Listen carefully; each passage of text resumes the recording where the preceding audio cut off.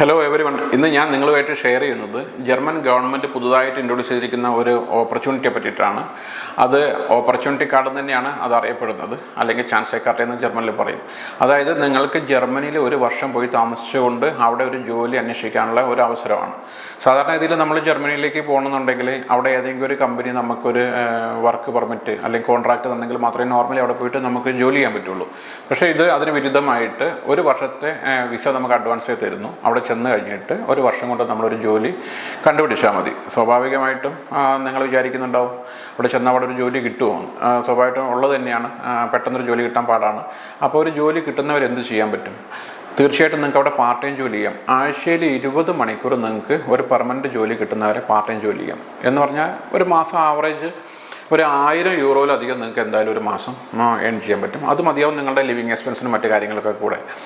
പിന്നെ ഈ ഒരു വർഷത്തിനുള്ളിൽ നിങ്ങളൊരു ജോലിയിലേക്ക് പ്രവേശിച്ചു കഴിഞ്ഞാൽ തീർച്ചയായിട്ടും നിങ്ങളെ വിസ സ്റ്റാറ്റസ് ചേഞ്ച് ആവും. നിങ്ങൾക്ക് സ്വാഭാവികമായിട്ടും പെർമനൻറ്റ് റെസിഡൻസിലേക്ക് പോകാൻ പറ്റും. ഓക്കെ, അപ്പോൾ ഇങ്ങനെ ഒരു ബെനിഫിറ്റ് നമുക്ക് കിട്ടാൻ വേണ്ടിയിട്ട് എന്തൊക്കെ ക്വാളിറ്റീസ് നമുക്കുണ്ടായിരിക്കണം, എന്തൊക്കെ ക്വാളിഫിക്കേഷൻസ് നമ്മൾ മീറ്റ് ചെയ്യണം എന്നുള്ളതാണ് ഇനി ഞാൻ പറയാൻ പോകുന്നത്. ആദ്യമായിട്ട് നിങ്ങൾ ഇന്ത്യയിലെ ഏതെങ്കിലും ഒരു യൂണിവേഴ്സിറ്റിയിൽ ഗ്രാജുവേറ്റ് ആയിരിക്കണം.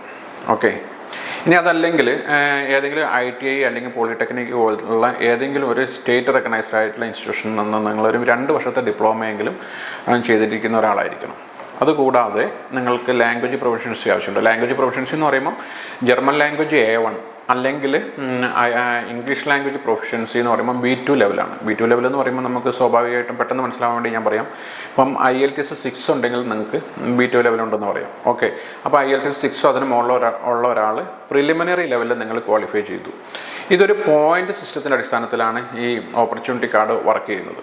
അപ്പോൾ നിങ്ങൾക്ക് മിനിമം 6 പോയിൻറ്റ്സെങ്കിലും ഉണ്ടെങ്കിൽ മാത്രമേ നിങ്ങൾ ഈ ഓപ്പർച്യൂണിറ്റി കാർഡിന് എലിജിബിൾ ആവുള്ളൂ. അപ്പോൾ ഇത് എന്തൊക്കെയാണെന്ന് ഞാൻ നോക്കാം. എന്തുകൊണ്ടാണ് ഈ പോയിൻ്റ് സിസ്റ്റം വരുന്നതെന്ന് വെച്ചാൽ ഓരോ ആപ്ലിക്കൻസിനും ഓരോ മെറിറ്റാണ്.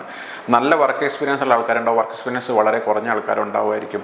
അതുപോലെ ലാംഗ്വേജ് പ്രൊഫഷൻസി, ഇപ്പം ജർമ്മൻ ലാംഗ്വേജ് B2 ഉള്ള ആൾക്കാരുണ്ട്, അതുപോലെ ഇംഗ്ലീഷ് ലാംഗ്വേജ് പ്രൊഫഷൻസി C1 ലെവലുള്ള ആൾക്കാരുണ്ട്. അപ്പോൾ എല്ലാവരും ഒരേ ലെവലിൽ വരില്ല. സ്വാഭാവികമായിട്ടും നിങ്ങൾ മിനിമം 14 പോയിൻ്റാണ് മാക്സിമം നിങ്ങൾക്ക് കിട്ടുക. അതിൽ 6 പോയിൻ്റെങ്കിലും നിങ്ങൾ അച്ചീവ് ചെയ്യുകയാണെങ്കിൽ സ്വാഭാവികമായിട്ടും നിങ്ങൾ ഈ ഓപ്പർച്യൂണിറ്റി കാർഡിന് എലിജിബിൾ ആവും. അപ്പം അതിനെപ്പറ്റി ഞാനൊന്ന് ഡീറ്റെയിൽ ആയിട്ട് പറയാം, എന്തൊക്കെയാണ് പോയിൻറ്റ്സ് നിങ്ങൾ റിക്വയർമെൻറ്റ്സ് മീറ്റ് ചെയ്യേണ്ടി വരിക.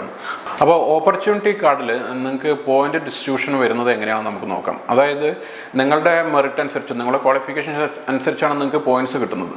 ഇപ്പോൾ സപ്പോസ് ജർമ്മനിയിൽ റെഗുലേറ്റഡ് പ്രൊഫഷൻസ് ഉണ്ട്. ഇപ്പം ടീച്ചർ, നേഴ്സ്, ഡോക്ടർ, എഞ്ചിനീയർ അതുപോലുള്ള റെഗുലേറ്റഡ് പ്രൊഫഷൻസിന് അവിടെ വർക്ക് ചെയ്യാൻ നിങ്ങൾ ഓൾറെഡി ഇപ്പം പാർഷ്യലി ക്വാളിഫൈഡ് ആണെങ്കിൽ നിങ്ങൾക്ക് തീർച്ചയായിട്ടും 4 പോയിൻറ്റ്സ് കിട്ടും.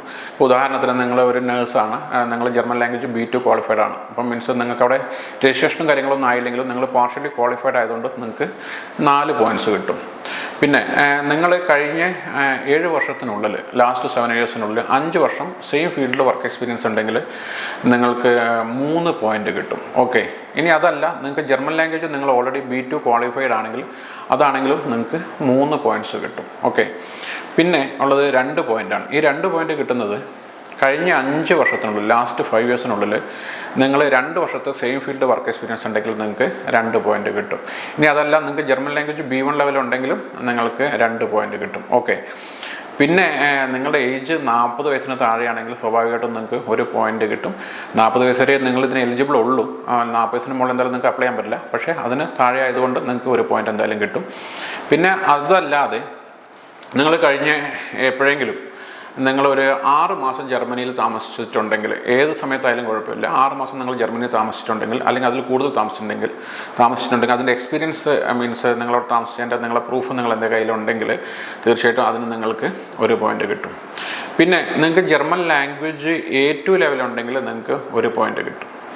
അതുകൂടാതെ നിങ്ങളിനിപ്പം ജർമ്മനിക്ക് പോകുന്ന സമയത്ത് സ്പൗസിനെയും കൂടി ഈ ജോബ് ഓപ്പർച്യൂണിറ്റി കാർഡ് അല്ലെങ്കിൽ നിങ്ങൾ അപ്ലൈ ചെയ്യുന്നുണ്ടെങ്കിൽ തീർച്ചയായിട്ടും നിങ്ങൾക്ക് 1 പോയിൻ്റ് എക്സ്ട്രാ കിട്ടുന്നതായിരിക്കും. ഇതാണ് ഇതിൻ്റെ ഒരു പോയിൻ്റ് കാൽക്കുലേഷൻ എന്ന് പറയുക. അപ്പം നിങ്ങളുടെ പോയിൻ്റ് ഏതാണ്ട് നിങ്ങൾക്ക് മനസ്സിലായിട്ടുണ്ടാവും, നിങ്ങൾ എന്തിനൊക്കെ ക്വാളിഫൈഡ് ആണ്, ഏതൊക്കെ ലെവലിൽ നിങ്ങൾ ക്വാളിഫൈഡ് ആണെന്നനുസരിച്ചിട്ട്. ഓക്കെ, ഓപ്പർച്യൂണിറ്റി കാർഡിന് നിങ്ങൾ എലിജിബിൾ ആയതിനു ശേഷം തീർച്ചയായിട്ടും നിങ്ങൾക്ക് വിസ ഇൻ്റർവ്യൂ ഉണ്ടാവും.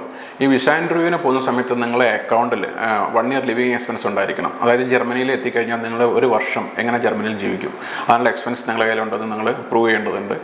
€12,324 നിങ്ങളുടെ അക്കൗണ്ടിൽ ഉണ്ടായിരിക്കണം. ഏതാണ്ട് ഇന്ത്യൻ റുപ്പീസ് എന്ന് പറഞ്ഞാൽ ഒരു 11-11.5 ലക്ഷം രൂപ നിങ്ങളുടെ അക്കൗണ്ടിൽ ഉണ്ടായിരിക്കണം. എങ്കിൽ മാത്രമേ നിങ്ങൾക്ക് വിസ കിട്ടുകയുള്ളൂ. ഓക്കെ. ഇനി അതല്ല, നിങ്ങൾ ഈ ഓപ്പർച്യൂണിറ്റി കാർഡിന് അപ്ലൈ ചെയ്യുന്നതിന് മുമ്പ് തന്നെ ജർമ്മനിയിലെ ഏതെങ്കിലും ഒരു എംപ്ലോയർ നിങ്ങൾക്ക് ആഴ്ചയിൽ 20 മണിക്കൂർ ജോലി ചെയ്യാൻ വേണ്ടിയിട്ടുള്ള ഒരു വർക്ക് പെർമിറ്റ്, ഒരു കോൺട്രാക്ട് സൈൻ ചെയ്ത് അയച്ചിട്ടാണെങ്കിൽ അത് വെച്ചിട്ട് നിങ്ങൾക്ക് വിസയ്ക്ക് അപ്ലൈ ചെയ്യാം. ആ സമയത്ത് നിങ്ങളുടെ അക്കൗണ്ടിൽ, ബ്ലോക്ക്ഡ് അക്കൗണ്ടിൽ ഈ എമൗണ്ട് ഉണ്ടാവണമെന്ന് ഒരു നിർബന്ധമില്ല. ഓക്കെ. പിന്നെ അതല്ലാതെ നിങ്ങളുടെ ഏതെങ്കിലും ക്ലോസ് റിലേറ്റീവ്സ് ജർമ്മനിയിലുണ്ടെങ്കിൽ അവർക്കും നിങ്ങളെ ഫൈനാൻഷ്യലി അസിസ്റ്റ് ചെയ്യാൻ പറ്റും. അവരൊരു സപ്പോർട്ടിൽ കൂടി നിങ്ങൾക്ക് വിസയ്ക്ക് അപ്ലൈ ചെയ്യാനുള്ള ഒരു ഓപ്പർച്യൂണിറ്റി ഉണ്ട്. ഓക്കെ. പിന്നെ ഇനി നിങ്ങൾ ഫാമിലി അല്ലാതെ നിങ്ങൾ ഒറ്റയ്ക്കാണ് ഈ ഓപ്പർച്യൂണിറ്റി കാർഡ് അപ്ലൈ ചെയ്ത് നിങ്ങൾ ജർമ്മനിക്ക് പോകുന്നതെങ്കിൽ, നിങ്ങൾ ജർമ്മനിയിൽ എത്തിയ ഉടനെ നിങ്ങൾക്ക് നിങ്ങളെ സ്പൗസിനെ കൊണ്ടുപോകണമെന്ന് പറഞ്ഞാൽ ഒരിക്കലും പോസിബിൾ അല്ല. കാരണം ഈ വിസയിൽ സ്പൗസിനെ കൊണ്ടുപോകാൻ പറ്റില്ല. സ്പൗസിനെ കൊണ്ടുപോകാൻ നിങ്ങൾക്ക് കഴിയുന്നത് നിങ്ങൾ അവിടെ എത്തിയതിന് ശേഷം നിങ്ങൾക്ക് ഒരു പെർമനൻ്റ് ആയിട്ടൊരു ജോലി കിട്ടുകയാണെങ്കിൽ നിങ്ങളുടെ വിസ സ്റ്റാറ്റസ് ചേഞ്ച് ആവും. ആ സമയത്ത് നിങ്ങൾക്ക് സ്പൗസിനെ കൊണ്ടുപോകാൻ പറ്റും. ഓക്കെ. അല്ലാതെ നിങ്ങൾക്ക് ഒരുമിച്ച് പോകണമെന്നുണ്ടെങ്കിൽ ഒരേ ഒരു മാർഗ്ഗം, രണ്ടാളും ഒരുമിച്ച് ഈ ഓപ്പർച്യൂണിറ്റി കാർഡിന് അപ്ലൈ ചെയ്യാൻ മാത്രമേ വഴിയുള്ളൂ. അങ്ങനെയാകുമ്പോൾ നിങ്ങൾക്ക് കുട്ടികളുണ്ടെങ്കിൽ അവരെ നിങ്ങളെ കൂടെ കൊണ്ടുപോകാൻ പറ്റും. ഓക്കെ. ഇത്രയൊക്കെ കാര്യങ്ങളാണ് എനിക്ക് ഇപ്പം ഈ ഓപ്പർച്യൂണിറ്റി കാർഡ് ആയിട്ട് ഇപ്പം നിങ്ങളായിട്ട് ഷെയർ ചെയ്യാനുള്ളത്. ഇനി കൂടുതലായിട്ടുള്ള കുറച്ച് കാര്യങ്ങളുണ്ട്. തീർച്ചയായിട്ടും നിങ്ങൾ ജർമ്മനിയിൽ എത്തിയതിന് ശേഷം നിങ്ങൾക്ക് എങ്ങനെ നല്ല ജോലി കിട്ടും, അവിടുത്തെ കാര്യങ്ങൾ, അതുപോലെ നിങ്ങളെ ലാംഗ്വേജ് റിക്വയർമെൻറ്റ്സ് മീറ്റ് ചെയ്യാൻ എന്തെല്ലാം കാര്യങ്ങൾ നമ്മളവിടെ ചെയ്യേണ്ടതുണ്ട്, തുടർന്ന് ഒരു കുറച്ച് ഡീറ്റെയിൽ ആയിട്ടുള്ള കുറച്ച് കാര്യങ്ങൾ കൂടി ഇതിനോട് ചേർത്ത് തന്നെ എനിക്ക് പറയേണ്ടതുണ്ട്. അത് ഞാൻ അടുത്ത ആഴ്ച തീർച്ചയായിട്ടും ഞാനൊരു വീഡിയോ ചെയ്യുന്നുണ്ട്. തീർച്ചയായിട്ടും നിങ്ങളത് കാണും എന്ന് ഞാൻ കരുതുന്നു. അപ്പം ഫോളോ ചെയ്യുക, സബ്സ്ക്രൈബ് ചെയ്യുക. Okay. Thank you. Bye for now.